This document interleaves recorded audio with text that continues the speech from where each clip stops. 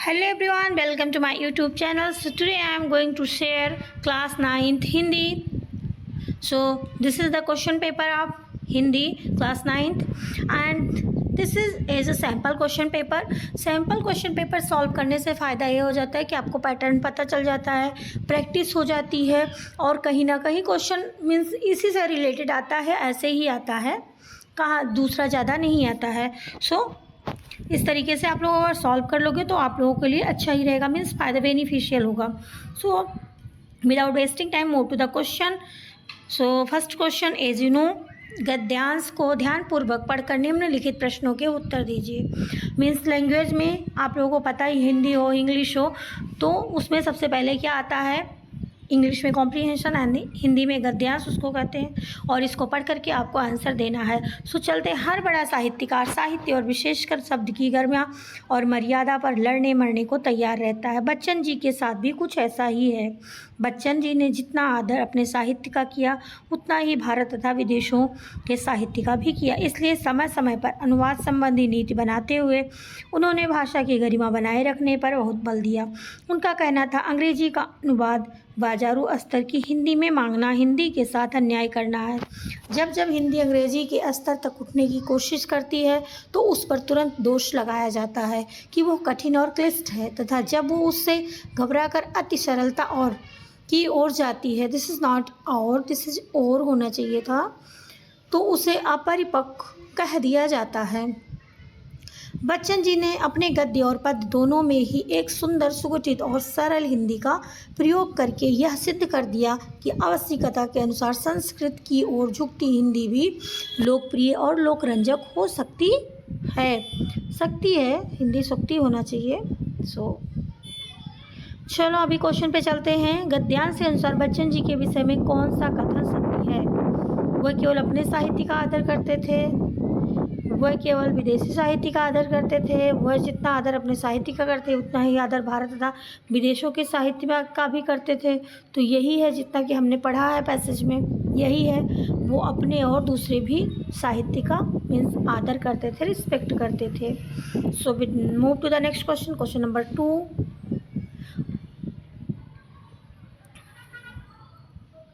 अनुवाद संबंधी नीति बनाते समय बच्चन जी ने किस बात पर अधिक बल दिया?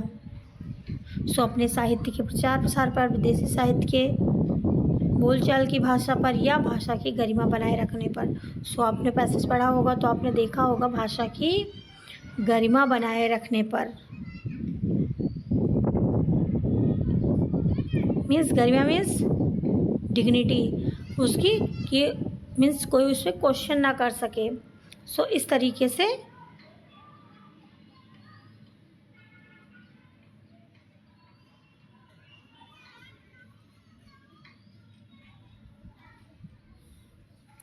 ये देखो, भाषा की गरिमा बनाए रखने पर. Now move to the next. सरलता शब्द किस प्रत्यय से बना है? सरल तो एक वर्ड हो जाता है और उसमें प्रत्यय क्या लगा है? प्रत्यय जो लगता है वो बाद में जो लगता है उसको प्रत्यय कहते हैं, और पहले जो लगता है उसको उपसर्ग कहते हैं. तो इसमें ता प्रत्यय लगा हुआ है, सरलता. बच्चन जी के अनुसार किस प्रकार की हिंदी लोकप्रिय और लोकरंजक हो सकती है? कौन सी हो सकती है? पैसेज पढ़ना, पैसेज में से ढूंढकर लिखना. चलते हैं, साहित्यकार में कौन सा समासकार है? कौन सा समास है? साहित्यकार. साहित्य में कौन सा प्रत्यय जुड़ा है? कार. तो आपको बताना है कि कौन सा है. इसमें कर्मधारय है, तत्पुरुष, स्थानांतरण तत्पुरुष. आप लोगों ने समास पढ़ा ही होगा, 9th में पढ़ाया गया होगा, 8 में पढ़ाया होगा. तो इस तरीके से अब चलते हैं, अपठित काव्यांश को ध्यानपूर्वक पढ़कर निम्नलिखित प्रश्नों के उत्तर दीजिए. तो दूसरे में भी वही है, काव्यांश मीन्स कविता है, लेकिन चलो हम इसका क्वेश्चन बता देते हैं. साहित्यकार में आपके लिए बता दें तो इसमें कर्मधारय समास है. चलो, ताकि आपको परेशानी ना हो. अब ये जीवन तो नाम है चिरंतर संघर्ष का, जीवन तो नाम है आशा और हर्ष का, मझधार में है डोल रही नैया तो क्या हुआ, पास नहीं दिखता कोई खिवैया तो क्या हुआ. अब ये कविता है, तो ये कहा गया है जीवन तो नाम है चिरंतन संघर्ष का, मतलब जीवन में हमेशा संघर्ष ही है, चलता रहता है, संघर्ष का नाम ही जीवन है। जीवन तो नाम है आशा और हर्ष का, जीवन में हर्ष है, खुशियाँ हैं, आशा है। मझधार में है डोल रही नैया तो क्या हुआ, मझधार मतलब बीच में, पास नहीं दिखता कोई खिवैया तो क्या हुआ, मतलब कोई खिवैया, कोई नाव को चलाने वाला भी नहीं है। और डर क्या, ये तूफानों ने डाल दिया है घेरा, बाल भी बांका कभी नहीं हो सकेगा तेरा। आशा और साहस की दोनों पतवारें थाम, मुड़ना नहीं पीछे, आगे बढ़ना तेरा काम। लड़ तूफानों से और गीत का उत्कर्ष का, इन उतुंग लहरों को चरण तेरे छूना है। देख कर संघर्ष तेरा जोश हुआ दूना, मत हो भयभीत देख कर तू लहरों का नर्तन। तूफान हो छाए तो मत कर कादर क्रंदन, निराश ना होना वो देख सामने किनारा। हार गए अंधेरे उग रहा नूतन उजियारा, पल है यह जीवन अनुभव के निष्कर्ष का। जीवन तो नाम है चिरंतन संघर्ष का। जीवन किसका नाम है, कंटिन्यू संघर्ष का। सो अब चलते हैं प्रश्न की तरफ। कविता के आधार पर बताइए कि जीवन किसे कहते हैं। सो अभी तो समझ में आ गया होगा, चिरंतन संघर्ष करने, मन में आशा और हर्ष को स्थान देने को जीवन कहते हैं। सो इसी के साथ दूसरा है, नैया का मझधार में डोलना, पास में किसी खिवैया का ना दिखना, किस स्थिति की ओर संकेत करता है। तो किस, आशा की ओर, निराशा की ओर, परिश्रम की ओर, उत्साह की ओर। तो मतलब कोई हमारे पास नहीं है हमें निकालने के लिए परेशानी से, तो इसका मतलब ये निराशा की ओर है, निराश हैं कि बीच में हम पड़े हुए हैं, कोई निकालने के लिए नहीं है। सो निराश है हम। कभी बाल भी बांका नहीं होना का क्या अर्थ है, हम इस क्वेश्चन पे चलते हैं। सो कुछ भी ना बिगाड़ना, कभी बाल ना बांका होने का अर्थ है कुछ भी ना बिगाड़ना, कि कोई बाल नहीं वाका कर पाएगा। सो ये हो जाएगा। अब हम घा पे चलते हैं, जीवन में आगे बढ़ने के लिए क्या क्या सहायक है। सो जीवन में आगे बढ़ने के लिए आप हमेशा होपफुल होकर के साहस के साथ आगे बढ़ो, फिर पीछे ना मुड़ना, तूफानों से लड़ना। तो इसका आंसर सभी हो जाएगा, उपयुक्त सभी हो जाएगा। Answer D is correct. फिर डा पे चलते हैं, ऊंची ऊंची लहरें तुम्हारा संघर्ष देखकर क्या चाहती हैं। तूने उत्साह से चरण छूना, भयभीत करना, निराश करना या डुबाना। सो यहाँ पे आपको, इसके लिए आपको पैराग्राफ पे चलना होगा कि ऊंची ऊंची लहरें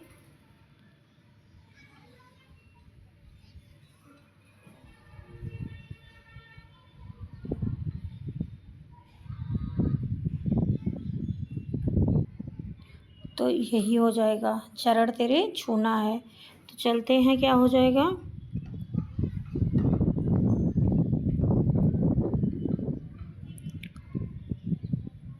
यही हो जाएगा। ऊंची ऊंची लहरें तुम्हारा संघर्ष देखकर दूने उत्साह से चरण छूना चाहती हैं। अब हम चलते हैं प्रश्न 3 की तरफ। प्रश्न 3 है हमारा, निम्नलिखित प्रश्नों का सही उत्तर दीजिए। प्रतिकूल में प्रयुक्त उपसर्ग बताना है। सो क्या हो जाएगा, उपसर्ग। उपसर्ग मतलब पहले हो जाता है। सो उपसर्ग आप देखोगे पहले में क्या है, प्रति। सो ये हमारा ए नंबर सही हो जाएगा। जो धातु या शब्द के अंत में जोड़ा जाता है उसे क्या कहते हैं। सो अभी पहले जोड़ा गया उपसर्ग हो गया और बाद में जोड़ा गया तो प्रत्यय हो गया, प्रत्यय हो जाता है। भुलक्कड़ शब्द में प्रत्यय बताइए। सो भूल हमारा एक शब्द है, लेकिन अक्कड़ जो है उसमें प्रत्यय जोड़ा गया है। सो ये हो जाएगा भूलक्कड़। प्रख्यात शब्द में प्रयुक्त उपसर्ग, तो प्रख्यात में कौन सा उपसर्ग जोड़ा गया है, उपसर्ग का मतलब पहले हो गया। सो ख्यात एक शब्द है, लेकिन प्र जो है एक उपसर्ग है, प्रख्यात हो गया। फिर 5वें पे चलते हैं, उपस्थिति शब्द में प्रयुक्त उपसर्ग। इसमें भी हमें उपसर्ग बताना, उपसर्ग कहाँ जुड़ता है, आगे। तो स्थिति एक शब्द है और उप स्थिति, उप क्या हो गया, उपसर्ग हो गया।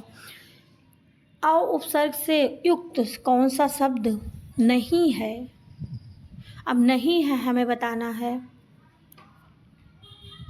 अब यहाँ पे देखो, अव्यय, अव्यय, अवगुण, अवरुद्ध, अवहेलना। अब इसमें आपको ये चीज़ देखना है कि जिससे उपसर्ग हटा दिया जाए तो जो शब्द, कोई शब्द बन रहा है, अगर वो पूर्ण शब्द बन रहा है तो वो समझ लेना कि वही हमारा उपसर्ग नहीं है। अब इसमें आप देखोगे,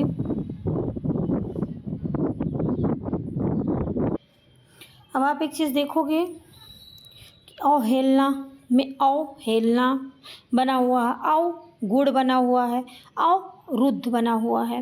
लेकिन अगर आप अव्यय देखोगे तो इसमें कोई उपसर्ग नहीं है, आ है फिर वे है, तो इसलिए ये हमारा जो आंसर जो हमारा होगा यही होगा। बाकी सारे उपसर्ग से बने हुए हैं। यथाशक्ति में समास क्या है? अब यथाशक्ति में समास बताना है, यथाशक्ति, सो ये हो जाएगा अव्ययी भाव समास, क्योंकि यथाशक्ति अव्ययी भाव समास में क्या होता है, उपसर्ग लगा के बनाया होता है, उसको कहते हैं अव्यय। चौमासा में कौन सा समास है? अब यहाँ पे आप देखोगे ठीक है, 4 चीज़ें, तो जहाँ पे नंबर दिया होता है ये बताया जाता है कि जहाँ पे 2 चीज़ें, जहाँ पे ऐसी चीज़ें, चौमासा, साप्ताहिक, तो ये सारी चीज़, तो उसमें कौन सा समास होता है? अब इसमें ये दोनों तो नहीं होगा, बट इस दोनों में से आपको छांटना है। मैं आपको 2 तो एलिमिनेट कर दे रही हूँ।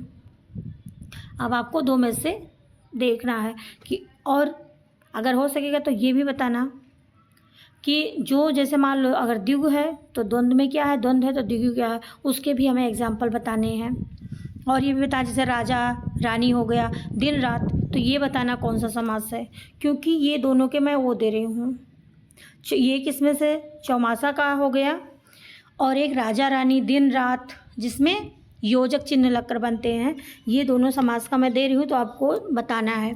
फिर 9th पे चलते हैं, किस शब्द में तत्पुरुष समास है? अब तत्पुरुष समास बताना है। मधुमक्खी, त्रिभुवन, दौड़ धूप, पीतांबर, पीतांबर पीला है, अंबर जिसका, मधुमक्खी, त्रिभुवन। अब ये भी बताना है, देखना है कि तत्पुरुष समास कौन सा है। तो इस तरीके से अब इसमें बताना है आपको, तो इसका हो जाएगा तत्पुरुष समास मधुमक्खी में है। इसका हम समास का विग्रह करेंगे, मधु की मक्खी, मधुमक्खी।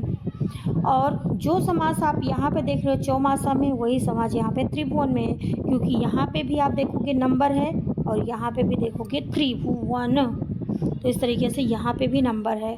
सो आप लोगों को देखना है। आगे चलते हैं, इनमें से कौन सा माल गोदाम शब्द के समास विग्रह का सही रूप है? माल बनाने के लिए गोदाम, या माल से गोदाम, या माल के लिए गोदाम, या माल और गोदाम।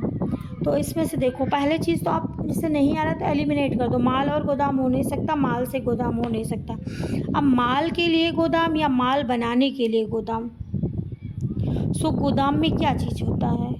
बनाया तो जाता नहीं है, क्योंकि गोदाम में क्या होता है, हम वहाँ पे स्टोर करके रखते हैं। माल बनाने, जहाँ पे माल बनाया जाता है उसको फैक्ट्री बोलते हैं, तो यही हो जाएगा कि हम वहाँ पे स्टोर करके सामान को रखते हैं, गोदाम बोलते हैं, गोडाउन बोलते हैं। सो इस तरीके से हो जाएगा। फिर पाठ्य पुस्तक से संबंधित प्रश्नों के उत्तर दीजिए। अब यहाँ पे आपका पहला प्रश्न है, मानसरोवर के कवि का क्या अभिप्राय है? सो ये कौन से उससे है, चैप्टर से, मानसरोवर। सो सारे क्वेश्चन का आंसर आप लोग अपने आप से प्रैक्टिस करोगे अपने बुक से। और ये क्या है, शॉर्ट क्वेश्चन देखोगे आप लोग। आपको एक लाइन में, एक वर्ड में लिखना है, कोई दिक्कत नहीं। लेखक यात्रा करने के लिए कहाँ जाता है? रस्सी यहाँ किसके लिए प्रयुक्त हुआ है? लेखक यात्रा में पीछे क्यों रह जाता है? 2 बैलों की पाठकथा में पशुओं को कैद करके कहाँ रखा जाता है? व्यक्ति की पहचान किसके द्वारा की जाती है? बंद द्वार के शकल खोलने के लिए ललधर ने क्या उपाय सुझाया? सो ये सारे क्या है, आप लोग क्वेश्चन का आंसर अच्छे से लिख लोगे, प्रैक्टिस कर लोगे।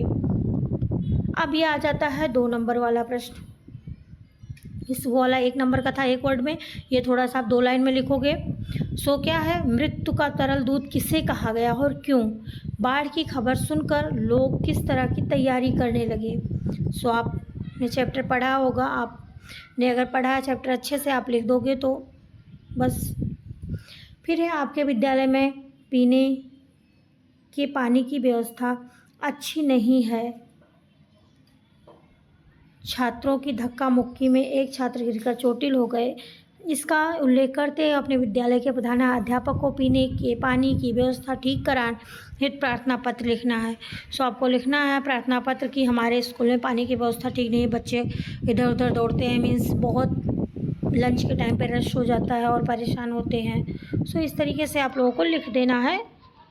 या फिर आप ये भी लिख सकते हो आपके मित्र 10वीं की बोर्ड परीक्षा में ज़िले में प्रथम स्थान प्राप्त किया, इस खुशी में शामिल होते हुए उसे बधाई पत्र लिखना है।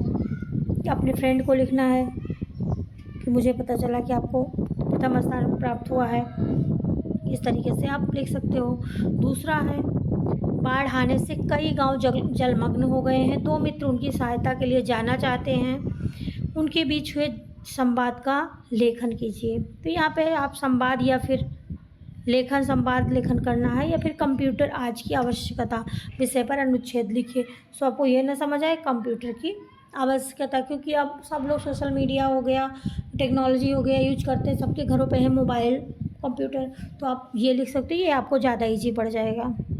सो इस तरीके से हमारा ये क्वेश्चन पेपर यहीं पे ख़त्म हुआ। आई होप कि आप लोग प्रैक्टिस कर लोगे अच्छे से।